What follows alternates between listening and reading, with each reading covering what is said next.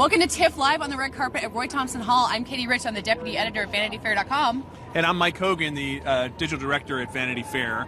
And we are here as part of a first ever partnership between Vanity Fair and Toronto Film Festival. And we're thrilled to be here with the guest of honor at the premiere of Stronger, Jeff Bauman, whose own story, real life story, is the subject of the film. Jeff, it's great to meet you. Thank you for stopping here to talk to us. Jeff, your character is played by Jake Gyllenhaal in the film. What was it like to see your own story captured on a big screen? Man, it's crazy. I would first off like to thank Toronto, Ontario for having us, and you know, what a great place. I've been here before to the Hockey Hall of Fame, and it's such an honor to be here. We should say you're from Boston, so that's a very Boston thing to do to come to the Hockey Hall of Fame. Oh yeah. So you know, it's just a kind of like it's a reality check to be here, but Jake is amazing, and for him to actually invest his time and to want to play me and tell my story, it's just a real honor. It's really amazing. Well, when you find out you're going to be played by an actor in a movie about your life, you know, it could really go either way. When you find out it's Jake Gyllenhaal, that must be a relief. It's like, oh, okay, he's very handsome. It'll be a good representation. Man, he's way better looking than me. He has to like roll around in the mud to play me, I guess, but.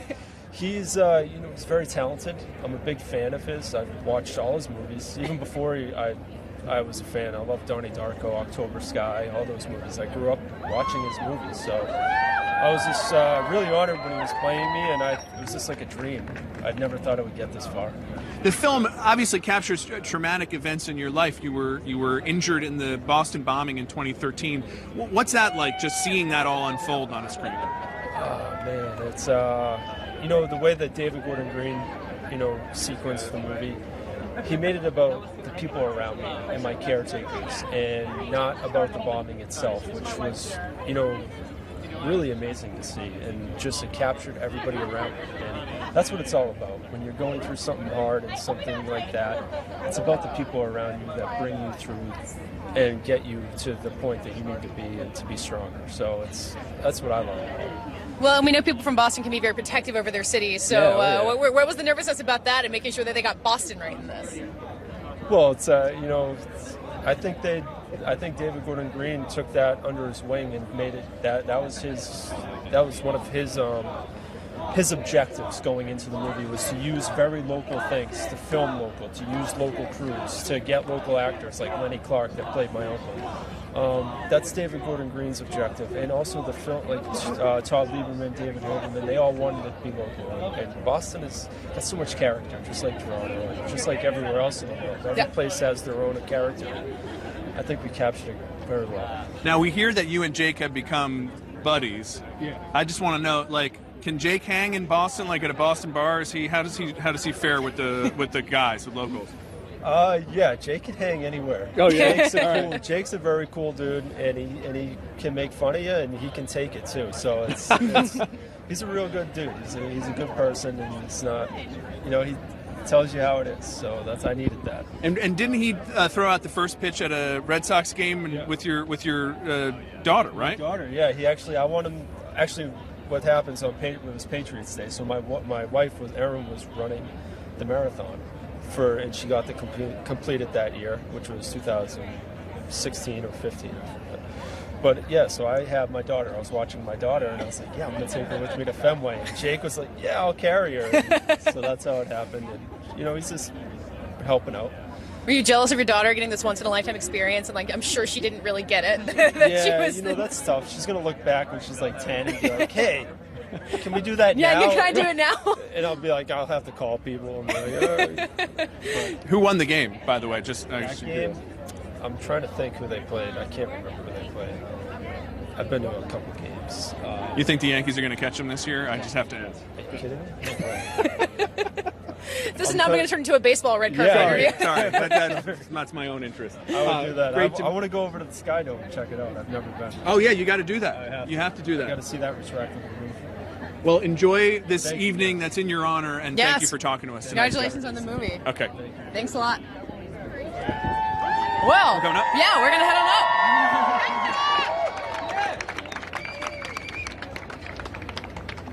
We're still live. Yeah, we're still live.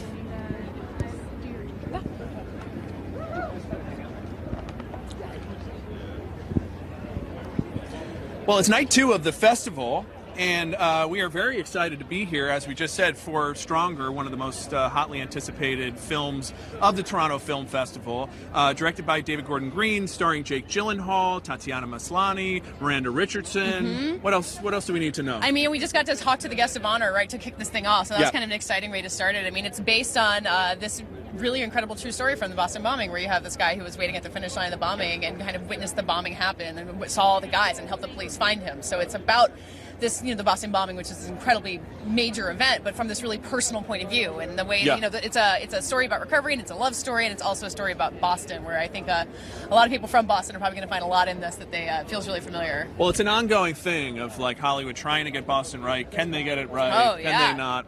But, one of the things we were talking about with this movie before we started, because Katie and I co-host a podcast called Little Gold Men for Vanity Fair. Yeah.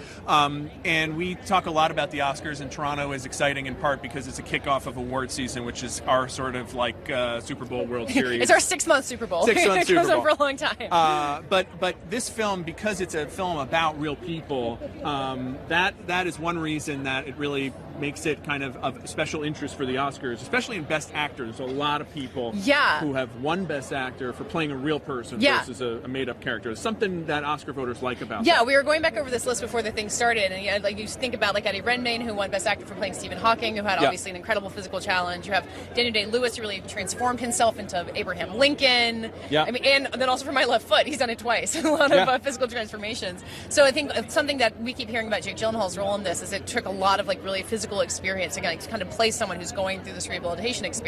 So I think he's really been known to throw himself into roles like that, which I think will get a lot of attention for it. Yeah, and I'm excited to hear from him about that and talk to him. He's going to be coming down the red carpet in a little bit, just to talk to him about the transformation that he did. Obviously, there's some CGI here. This is Jeff lost his legs in this explosion, this terrorist attack. And this film is one of these triumph of the human spirit type stories. That I also think makes it kind of relevant right now as we're dealing with we want to be respectful of the fact that people in Florida right now are dealing with anticipation for something scary. People in Houston have just had a hurricane. These kinds of movies can really help us kind of make sense of the feelings that we all have about these things and inspire us to overcome hardships, life hardships. We talk about Jeff losing his legs in the Boston bombing, and he's walking the red carpet. I mean, I think that alone is something that you can see and say, like, all right, well, overcoming a challenge, when you see someone else do that, I think it starts to feel more possible in a way. And we got Miranda Richardson is, we're being told, is coming up soon. We have the intel on what's happening behind us. She plays Jeff's mother in the film. Yes. She's a British actress, so I feel like we're going to have to quiz her on some Boston accent stuff. That's I feel like it's an obsession of people like us, of who get the accents right. The Brits do all the best accents. They really do. I don't know what it is. Well, they get trained properly in school, It's the whole acting. Oh yeah, that's your other thing. obsession. I want to be fair. This is our second night. We're going to be doing this for the next few nights. And I'm excited. So we'll be here on the red carpet. We'll be here kind of doing back-to-back, trying not to talk ourselves hoarse, I guess. We're doing some Facebook Live partnerships with our colleague Richard Lawson, who's also in the Little Gold Men with us. We'll be having a podcast crossover with our podcast and the TIFF Long Take. So, we're here every year covering the heck out of Toronto, and now we're teaming up with TIFF to get amazing access to something like this, where we're standing in the middle of the red carpet. And we are live streaming on Twitter, on Facebook Live, and on YouTube. We're here outside the Roy Thompson Hall, which is one of the biggest venues in downtown Toronto, and there are a ton of people here. It is a real crowd. I mean, this is quite and I think Miranda's pulling up here. Here we go. Yeah, wearing a red dress to match the red carpet. Yep.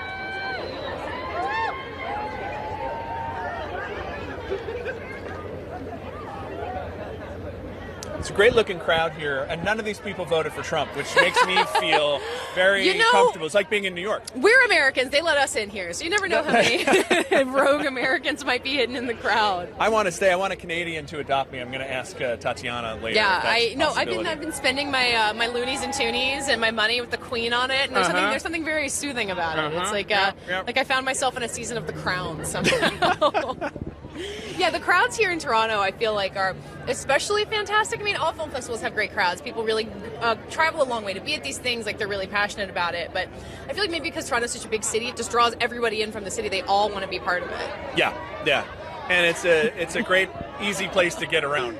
And you know, some of the film festivals that we go to, like Sundance, is a lot of snow and difficult, traffic and inability to get around. This is gorgeous weather.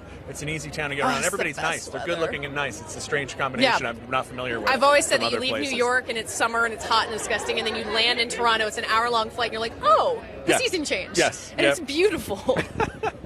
Well, Miranda is making her way up. She's signing a lot of autographs. Yeah, I've been very intrigued in the time that I've been here of seeing what people bring to be autographed, because they don't have like a stronger poster. It's all stuff from previous in people's careers, so you kind of are intrigued to see what people have brought up. Well, a lot of people have Jake Gyllenhaal masks in this crowd.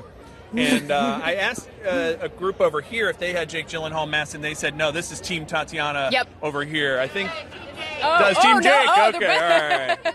Where's Team Miranda is right here on the podium. Yeah, no, she's making her way through. I mean, there's there's a lot of good fan reaction out here. So we have hello. We have Welcome. Miranda Richardson joining us. Hi. We were talking about how everyone's bringing all kinds of different memorabilia to be signed. What did you just sign for people? Did you notice what they were bringing for you? We've gone to all the trouble of making a sort of Rita Skeeter book, which is kind of cool. I don't know if they'll be doing the same for Patty in this movie. I doubt it somehow, but that's not that she doesn't deserve it, because she does. But that was a lot of work, so I thought I'd better sign that. That's very kind of you. That's generous. Well, you just mentioned Patty Bowman, who's the character that you play. We just met Jeff, who came through. He's a cool guy. He's a very cool guy and the guest of honor today. Yeah. Did you spend much time with Patty, his real life mom? Not as much as I might have hoped. I met her quite late on during the shooting because it was kind of difficult to corral her. Sure. But when I did, I was so grateful, and she was very generous with her time, and she welcomed us into her new home, and everything was spick and span, and it was a really good meeting. I went with the dialect coach as well. He was equally fascinated, because of course I have to do Boston accent in this, which well, we were talking about this. That's the topic that we wanted to discuss. The Boston accent is notoriously difficult. How did that go? Well, in the wonderful hands of Tim Monick, we all more than got away with it. He's a god, actually. Yes, who I've wanted to work with for a long time. I've worked with some great people, but I had never worked with Tim, and now I have. And he's there every day, start to finish, if you need him. Well, Mike has a theory about why British actors are so good at accents. What's that? I think you just get the message. We don't want to be British. We want to be somebody else. That wasn't my theory, but I like that theory too. Okay, that's pretty good. No, it's all about the schools. It's about the acting training that you guys do. That's much more formal than American. We don't get much chance to do American though. We kind of run through the kind of Greeks and Romans and no, right. I like it. all that stuff is great. We're still harking back to those stories, but we just do kind of British stuff, Right. Anything else is extracurricular. But try saying that with you, Drake. Extracurricular. But do you think it gives you formal tools that American actors who might It's different tools. It's different tools. I mean, I remember Helen Mirren talking about the differences between, and she said, we're heads and American films are heart, and we could each learn something a little bit from each other. Yeah. We maybe need a bit more heart sometimes, and they need a little bit more head sometimes. Yeah. If you'll pardon the expression. I hope I'm not offending anybody. But that's fine. We're hard to offend. But you've also said that you think that going with your gut is the most important thing in acting. In choosing roles? Oh, in choosing roles. Yeah. Yeah, Definitely. So what does your gut tell you? When do you know that your gut is right? Well, if somebody writes you a very nice letter saying, please, will you come and do this? We really want you. I mean, it's sort of irresistible in a way, but also the script was enticing. I thought it was an opportunity, for me to do something, to immerse in a character. And, I think I had that experience. So, what's the pressure you put on yourself, or maybe that you feel when you're playing a real person like that, who you might meet down the road? What do you feel like you have to get right? It's more to do with the situation that these people find themselves in, which is an everyday, ongoing situation. And we breeze in and we kind of tell the story of, what we think are the important bits of this.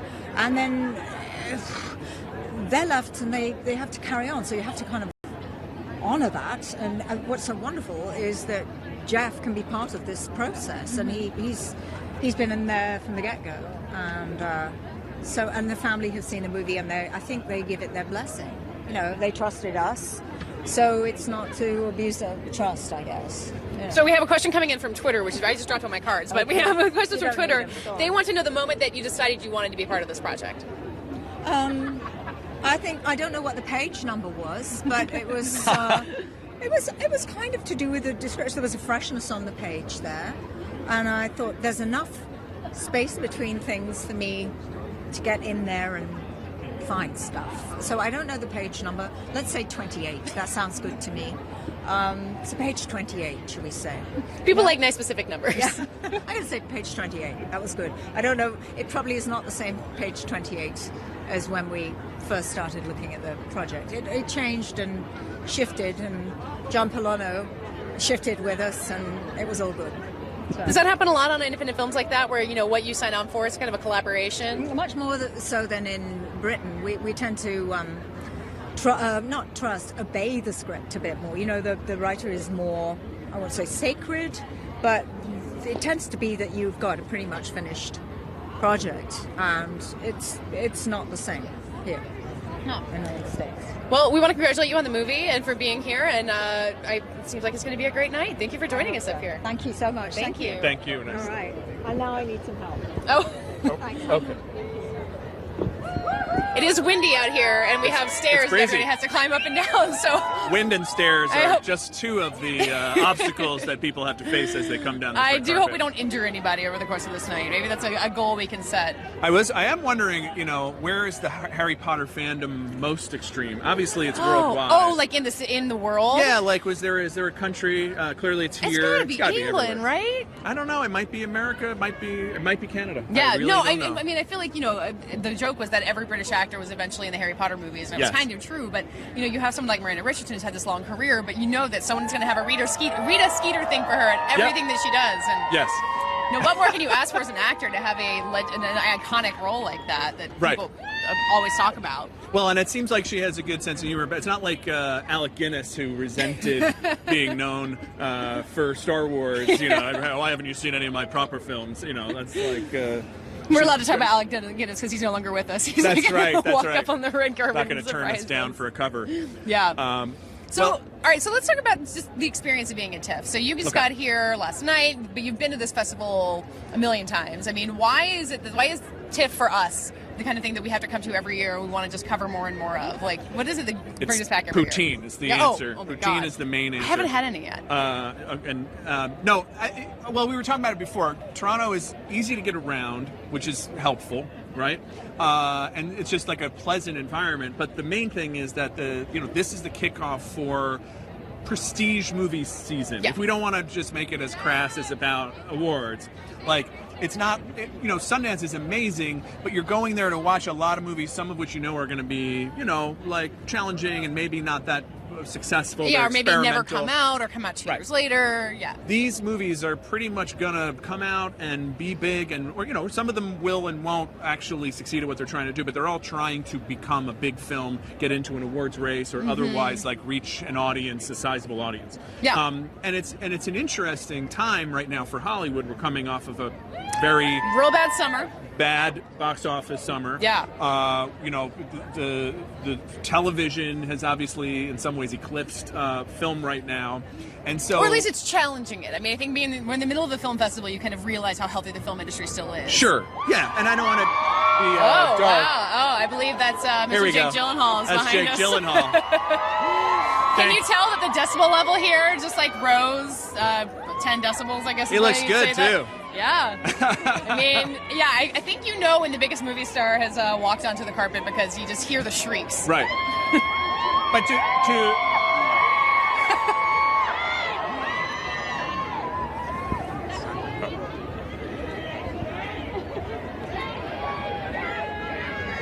to finish the point while Jake signs well-deserved autographs, this time of year is where Hollywood and the whole film business kind of make their big bets on quality movies, and that's a lot of fun, right? It's not about big summer goofy blockbusters. Yeah. This is like serious filmmakers, serious actors trying to make stuff that has meaning, that will appeal to adults. Yeah. And the awards is kind of a way of getting attention for that stuff. Yeah, and that's what's so satisfying about being here is you just know that you're going to have something to chew on. Like you're saying, like not every movie is necessarily going to be the most successful, but they're all going for something, and they're all like giving you something to think about. Yeah. As opposed to, you know, silly blockbuster that we won't name because we love all movies, right? Yeah.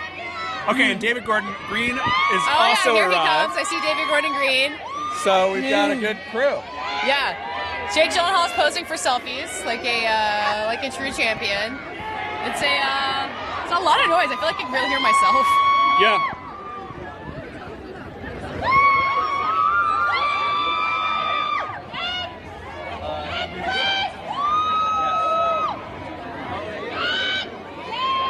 Jake is doing it up for the crowd, which is the right thing to do. Yeah, and I'm just watching I feel like someone's got posters for like their movie that like Jake Gyllenhaal wasn't in. Kinds of stuff people are signing. Wonderful. Hello, David Gordon Green. Thank you for joining us up on this giant platform. Yeah, it's good to be here. This is cool. Yeah, these people were screaming for you when you walked out of your limo, right? It's me, not Jake at all. They're all here for me. Yeah. So you've been to TIFF a lot, actually. A lot of your movies have been here. I have. Yeah. So what's how does this experience compare to all the other ones before? Well, I'm just getting started on this one, so we'll see how it goes. But it's the first time I played in this theater, but I've been coming here regularly since 2000 with my very first film, so it's always a homecoming. Yeah. Yeah. This is your first film that's based on real people. Right. So how does that change the process for you, how you go about it? You know, it honestly just gives you a great archive and resource, and you know, this is one of those cases where the real life story is something you wouldn't make up, and the intimacy and intensity is all there, and it just jumped off the page as something I had to make, so just treat the subjects respectfully and dig in deep and get raw. Yeah. Is it an intense experience when you make an intense story like this, or do you have to find ways to like build in levity for yourself to get through the shoot?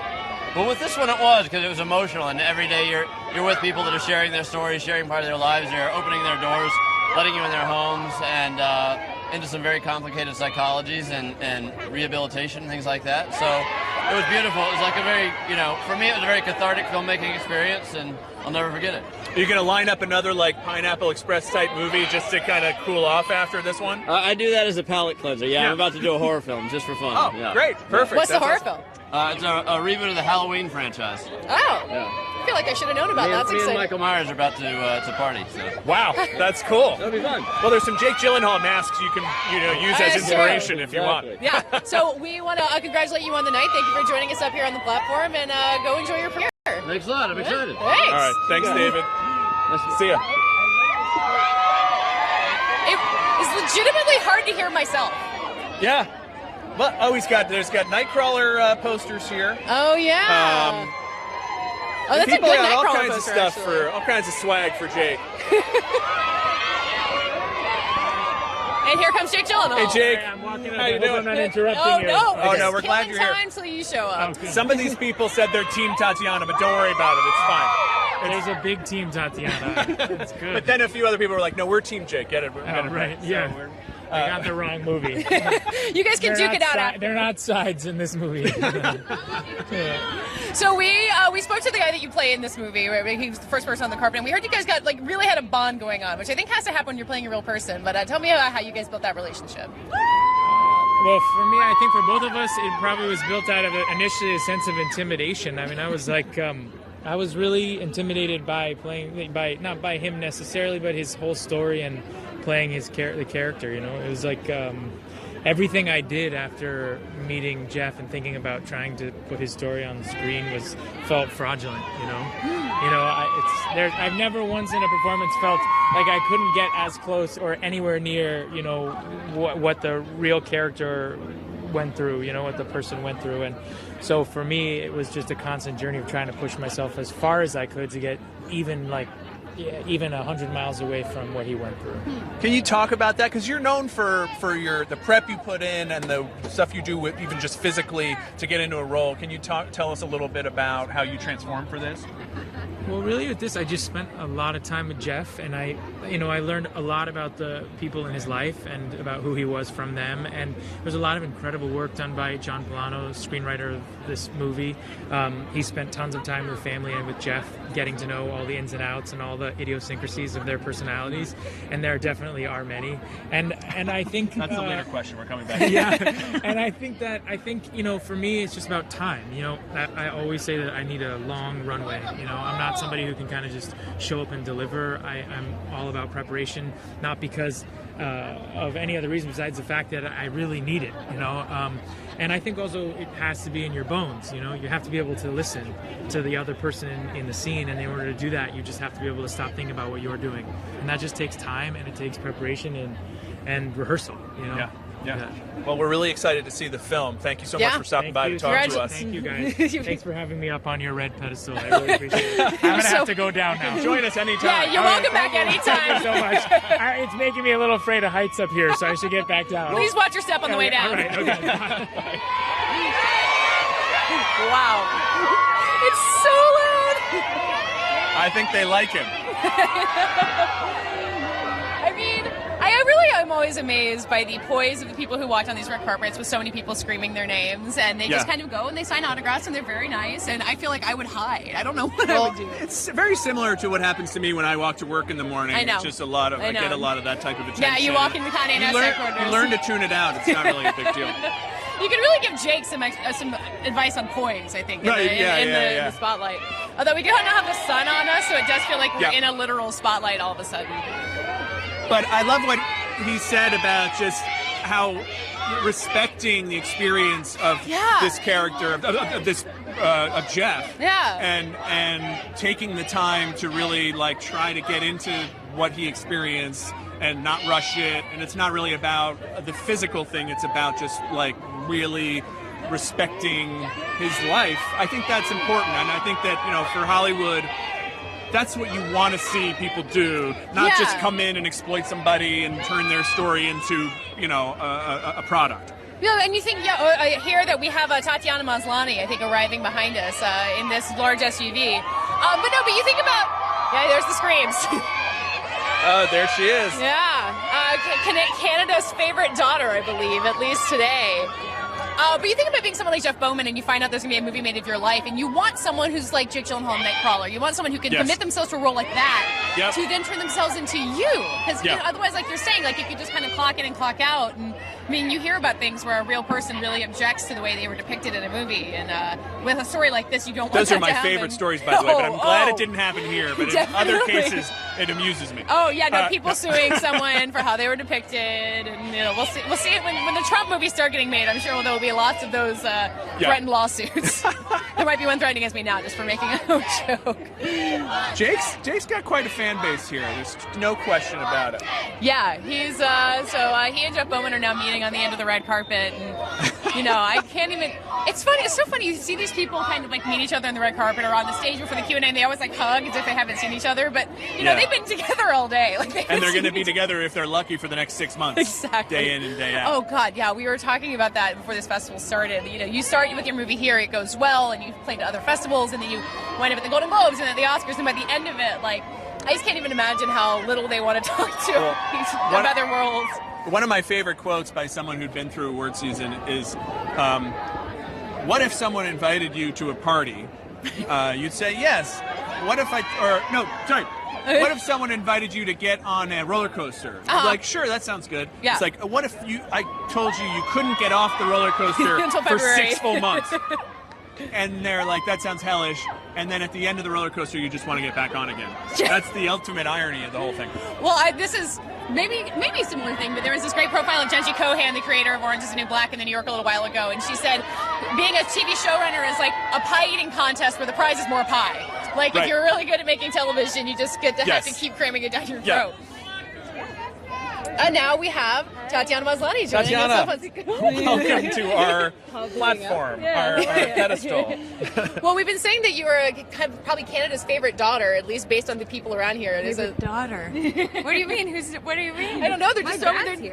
Oh, there we go. Mom. Well, so actual parents and then country. Oh, but there's so many super fans surrounding us here. There's a whole team. very exciting. It's super cool. This is like, hi. Yeah.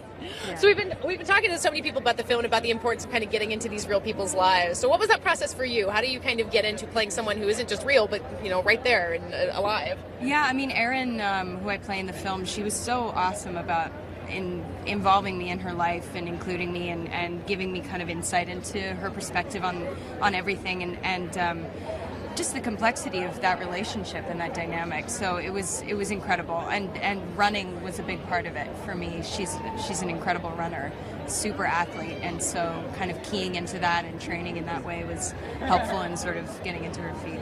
How's your running? Her shoes. No, it's a good pun. But so how's your running now? It's good. It's not good at all. Actually, I ran yesterday and I'm sore today. It's terrible. Yeah. Were you did you get to the point where you could run a marathon if someone challenged you to? Not remotely. I think that's the thing I learned the most from it. Was not like, oh, I did it and I'm now a marathon runner, but like I couldn't do it, and like how much work it takes to do that, and just the strength of that feat is incredible. Yeah. Another thing we've been talking a lot about is just Boston and how you kind of got to get Boston right, and Boston's always watching to see, are they going to get it right or not? What was your experiences in Boston? Did you have a good time? What did you learn about the place? I loved Boston. My favorite moment in Boston was being in the marathon scene that we were filming. This sort of sequence with all of these extras turning this corner and about to finish the marathon, and the commitment of those extras was like, I felt like the kind of microcosm of the spirit of that city, which was total commitment to being authentic and truthful and committed, and they were so incredible. They were running with me the whole time, for 6 hours while we were doing that scene, and I just thought that was such a testament to what this event meant to them and what the telling of it in a true way meant to them. And are you doing like a proper Boston accent? The film? I'm doing an improper one. No, no. Erin doesn't have like a massive accent, and we didn't go so far into it. But Jake is certainly doing it, and we had an amazing acting dialect coach, Tim Monick, who whipped us all into shape. So. Well, that's. I'm excited to see it. And before we let you go, we have one question from Twitter, which is, do you miss your clones? That's what Orphan Black fans want to know.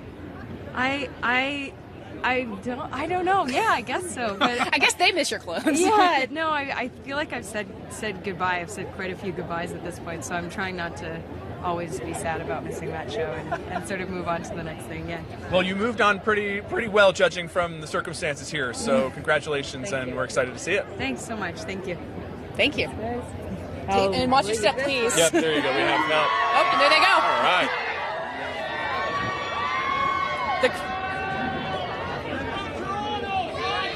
There's a lot of people shouting about being from Toronto. It's the hometown crowd once they. It's like you said, Canada's favorite daughter. It's. I guess there's a lot of them. She comes back. Sign some more stuff. Oh, there's some fan art here. We got fan art. I'm telling you, I'm non-stop impressed by what the fans managed to keep bringing here. Okay, so we've got probably not much longer before the movie starts, and I think Tatiana's probably going to sign autographs as long as they'll let her to kind of keep all the fans happy. Can we go and look at the crowd one more time? Oh, we've got John Pollono here, the screenwriter. Oh, wonderful. Come on up, John. Hey, how you doing? Good. It's Katie. I'm Mike. Nice to meet you, Katie. Yeah, good to meet you, Mike. Thanks good for to joining meet you. us. Congratulations on all of this. Thanks. This is your script. That's right. And how did it get to here from your mind, from your brain? I don't even know how that happened, to be quite honest. Yeah, I mean, definitely did not sit down and expect this.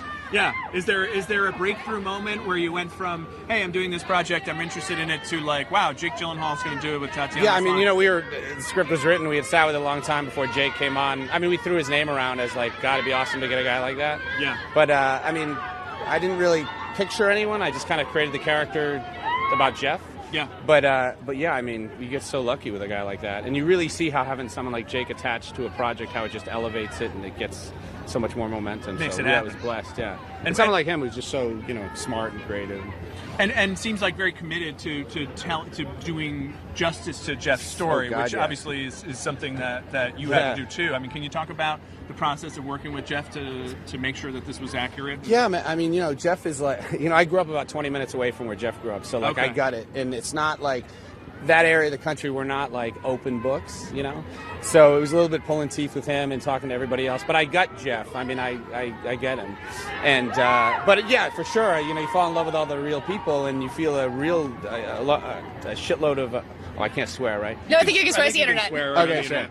A fuckload. Can you swear more? It'd be great if you swore a lot. Right? There's a lot of swearing in the movie. It's R-rated. Yeah, I mean, you feel a ton of responsibility because you like fall in love with everybody, and you're like, I don't want to screw this up, and you want to be, you know, something that it's a really tough look at him, but honest, and it's not you know, sugar-coated at all. So that was really hard to tell him to sort of trust it and really go to some of these really dark places. Yeah.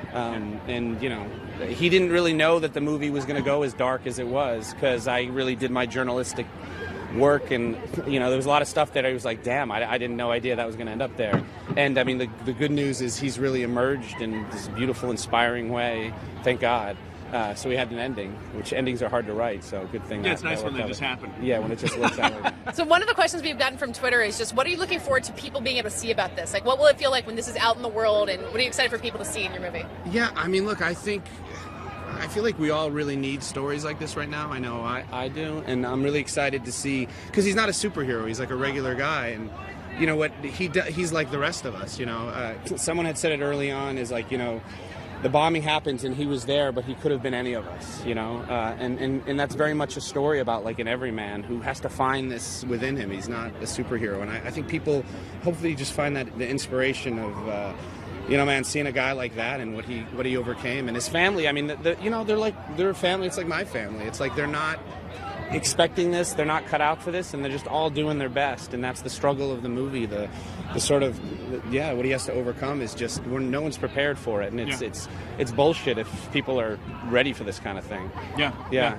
Well, we're super excited to see it. Thanks, Thank you so man. much for stopping to talk Yeah, to us. absolutely. Thank you for- Congratulations. Thanks. Thanks for you so joining much. us up here Of on our course, platform. Of course. Thanks. This way, right? Yeah, I know. Please go back down the stairs, please. You could dive off the front if you want. Oh, there's a lot of time watching out for people's injuries.